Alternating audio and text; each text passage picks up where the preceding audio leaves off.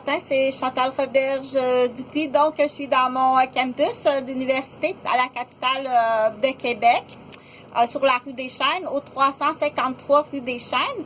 Ce matin, je vais faire des jeux, c'est jeudi, hein, si je me trompe pas, je vais faire des jeux, mais des jeux de proverbes de sentence et de maximes. Donc, c'est les pages jaunes du milieu. Ça, c'est, il faut aimer ça, il faut aimer ça. Moi, quand j'étais toute petite, là, et puis que j'avais l'occasion, j'allais chercher le dictionnaire comme ça, puis j'avais assez hâte que j'étais rendue, que j'étais capable de lire. J'étais assez contente d'être capable de lire parce que ça m'amusait beaucoup, beaucoup. Et là, par contre, Chantal, moi, je dois faire beaucoup attention quand je commence à lire des proverbes. J'en ai trouvé là des super fameux dans d'autres livres. Ceux-ci, c'est ceux dans le dictionnaire. Donc, j'en ai trouvé dans d'autres livres aussi. C'est que moi, ça me fait très rire. Et puis, je peux commencer à faire toutes sortes de recherches très longtemps dans les proverbes parce que ça m'amuse beaucoup. Là, je prends des notes, je veux en faire un dessin. Je fais toutes sortes d'affaires avec les proverbes. Du coup, pour dire à combien des artistes, certains artistes, on dit mais ça se peut pas être intelligent comme ça. Ça, c'est quand qui est artiste, comme Charles Aznavour, qui parle là du canari, du perroquet blanc. Un perroquet, c'est pas blanc. Oui, Charles Aznavour, il parle d'un perroquet blanc qui se regarde dans le miroir puis qui s'arrache des plumes avec son bec. Et puis là, mais ça, je crois pas que c'est des figures de style, c'est autre chose. C'est pas, ça, c'est pas des proverbes. Mais dans les proverbes, là, il y en a des assez drôles, comme laisse-toi pas manger la laine sur le dos. Laisse-toi pas manger la laine sur le dos. Bon. C'est sûr que là, on peut faire une série assez comique, puis pas nécessairement, on n'aura pas nécessairement toute la même série dans nos idées. Donc, c'est des jeux qui peuvent être le fun à tout âge. C'est à tous les âges qu'on peut faire ces jeux-là. C'est quelle série que tu as fait, toi, à partir de laisse-toi pas manger la laine sur le dos. Ça peut être un travail aussi. Puis on peut le faire en dessin. Puis il y en a aussi qui aiment ça modeler de l'argile. Et d'autres, il peut en faire un projet à très long terme sur ça. Puis il y en a d'autres qui vont même écrire un livre à partir juste d'un proverbe. Ça en est suffisant pour continuer. Donc, est-ce que je vais t'en lire un, là? Du coup, moi, sur le coup, quand j'en lis un, je comprends pas tout de suite, nécessairement. Puis dans ça ici, c'est des citations, il l'explique pas. Parce que c'est ça, finalement, hein.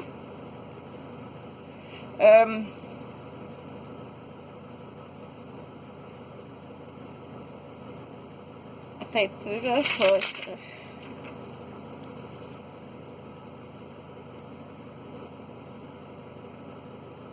Bon, ça, je parce que j'essaie d'en trouver un que je connais pas, là. Entre l'arbre et l'écorce, il ne faut pas mettre le doigt. Bon, qu'est-ce qu'il dit? Il ne faut pas intervenir dans une dispute entre proches. Entre l'arbre. Je n'avais trouvé un autre. Donc, tu peux me faire un dessin aujourd'hui avec ça. Lui, il a dessiné un monsieur qui rentre un arbre dans une maison et l'écorce. Donc, ça peut être très amusant. Puis là, tu dois dire, il est 7h47, tu vas commencer ton dessin sur un grand carton que j'ai acheté au Dollarama, un grand carton rouge. Et donc, à 7h47, là, déjà, il commence à penser entre l'arbre et l'écorce, ne mets pas ton doigt. Elle a retenu doigt, là. Donc, donner un œuf pour avoir un bœuf. Faire un petit cadeau dans l'espoir d'en recevoir un plus considérable. C'est pas la même chose que faire un cadeau puis avoir un contrôle sur quelqu'un. va le voir plus, un peu plus vieux. Admettons, un homme qui achète une maison à sa fiancée, puis qui a beaucoup plus revenu de pourcentage, à peu près 4 fois la valeur de sa fiancée, son revenu. Qu'est-ce que tu veux, là, sa fiancée, elle n'a pas un gros revenu, c'est des revenus de femmes. Les femmes n'ont pas un gros revenu. C'est rare que les femmes ont des revenus, surtout... donc, ben là, je ne ferai pas un débat sur ça. Mais le monsieur, il gagne 4 fois plus que sa fiancée, il achète une maison. Mais ça, c'est pas le même proverbe, là. Et là, il commence à être pas gentil. C'est moi qui paye plus, puis... donc, on se marie. Et on se marie vierge, les filles, OK? Et on peut même se marier au Québec, le mariage entre les mêmes sexes est légal. Ça va être une femme.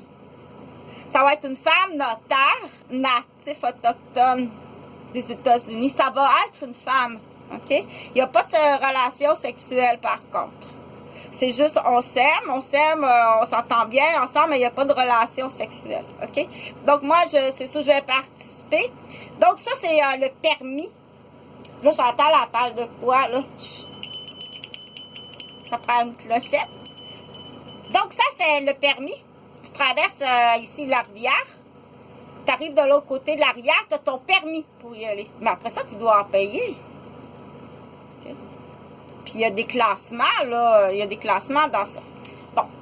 Là, il est 7h49. Je veux que tu me fasses un dessin. Et tu as jusqu'à midi. Ça veut dire de 8h à midi 8, 9, 10, 11, 12. Tu as 4 heures de dessin à faire. 4 heures à dessiner. Entre ça, bien entendu, dans 2 heures, on va manger. Puis on va bouger, là. On va prendre une pause de 30 minutes. On va bouger, puis on va manger. Puis en dessinant, tu as le droit de manger. Il y a toutes sortes de petits bols, là. Tu peux aller manger des chips, du chocolat. Il y a toutes sortes. Tu as le droit de te lever. On en a pour 4 heures. Mais tu as le droit de te lever, puis d'aller manger. Puis d'aller bouger un peu. Ça, tu peux faire ça où? Chez McDonald's. Ah, oui! On va se rejoindre chez McDonald's, dans le fond. Là, le temps, là, c'est parce que les autres, ils n'ont pas de carton. Bon, le temps que tu ailles chercher ton carton, tes crayons, pour aujourd'hui, on va changer l'heure de la rencontre chez McDonald's. D'accord? Tu n'es pas obligé de mettre ton enfant à la garderie. Il faut vraiment être mal pris, obligé d'aller porter son enfant à la garderie si jeune, si petit, que tu dois justifier, Chantal, elle l'a dit. Donc, il y en a qui sont rendus à 15 ans, puis il y en a qui sont rendus à 20 ans, puis il y en a qui sont rendus même à 30 ans, au début du programme de 5 $. Surtout ceux qui étaient, non pas en milieu familial, mais en milieu dans une institution. On va dire ça, tu étais dans une institution CPE. À quel âge tu vas poursuivre tes parents? Ça pressait pas l'entrée à pavé uni, le spa dans la cour arrière, changer les planchers de bois franc. Ça pressait pas. Mes exceptions, quand il y a un des deux parents où les deux parents ont des professions ou des obligations ou des patrons, patrons, puis encore là, on dit qu'est-ce que ça, que vaut ça faisant un autre, reste à la maison, puis étudie. Donc, ça me prend les professionnels d'enveloppe. On appelle ça des professionnels d'enveloppe. Donc, on va se rejoindre au McDonald's tantôt.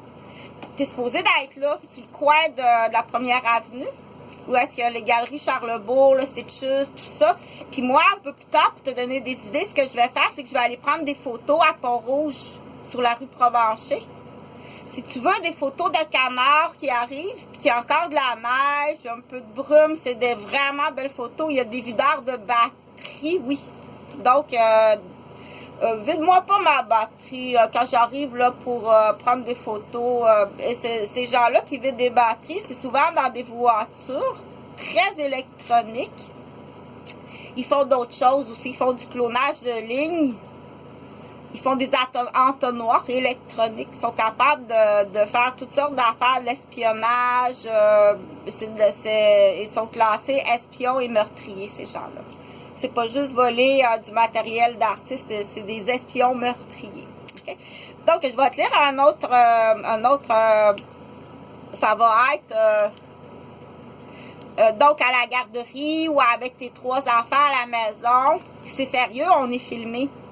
Filme, dans ces choses-là, je veux que tu mettes tout ça sur vidéo à filmer, ok? Je vais t'en lire. La plus belle fille du monde ne peut donner que ce qu'elle a.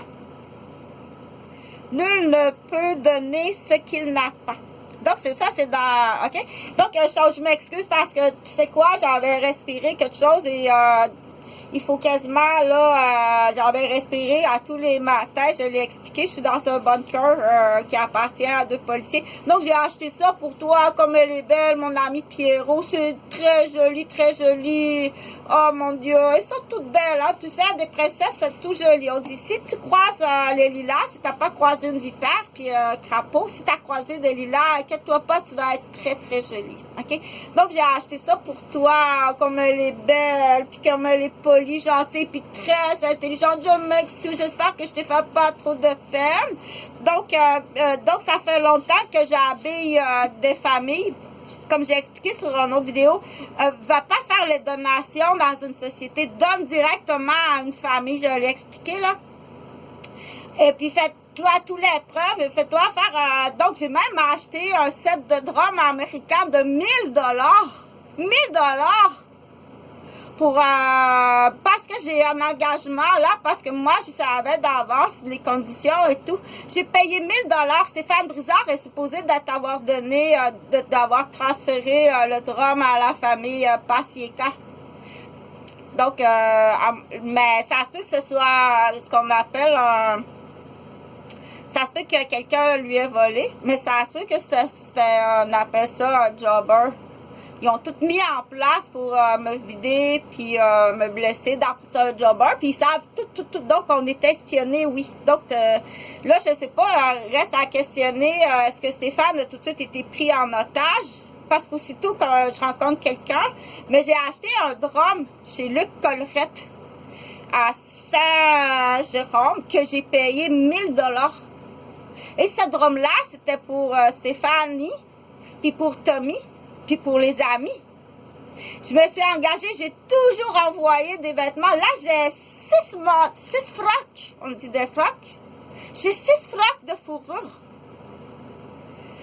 que je garde ici. Là, j'attends. On attend. Et ça fait longtemps. Le planning, là, le planning d'éducation. C'est on appelle ça un réservoir éducatif. T'as pas le droit d'être là, mais t'as des chefs d'accusation d'ordre beaucoup plus graves que ça, OK? Donc, je sais qu'il va y avoir un échange de joueurs, là. Mais c'est pas un échange, ils l'ont trouvé tout simplement. Ils l'ont trouvé, il est en train de s'étouffer dans sa salive, puis ils l'ont même réanimé, puis ils l'ont pris. OK? Cherche-le pas, ils l'ont réanimé, trouvé, réanimé, puis ils l'ont pris.